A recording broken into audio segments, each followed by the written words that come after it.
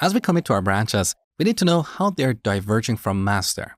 So in this video, I'm going to show you a couple of different ways to compare branches. So currently we are on master. At some point in the future, we're going to merge the bug fix branch into master. But before doing so, we want to know what commits are coming in master. So we type git log master : bugfix / signup form. So this means show me all the commits that are in bugfix branch and are not in master. Currently, we have only a single commit. If we had more commits, all of them would be listed here. And just like before, we can use the one-line option to make the output more concise.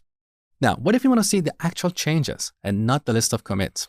Well, what tool do we use for seeing the changes?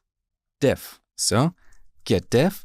We're going to compare master with the bugfix branch. So we type master : bugfix / signup form. So now we know that once we merge the bugfix branch into master, in audience.txt, we're going to have these changes. So these two lines are going to get removed and replaced with these two lines. Now there's a shorter way to write this command. Because we're currently on master, we don't have to type master ... here.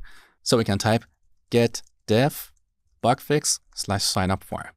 So this shows the differences between this branch and the current branch, which is master. Now, sometimes we don't want to see the changes in terms of the code. We just want to know what files are going to be affected. In those cases, we can use one of the options we talked about in the previous section: name only or name status. So once we merge the bugfix branch into master, audience.txt is going to be modified.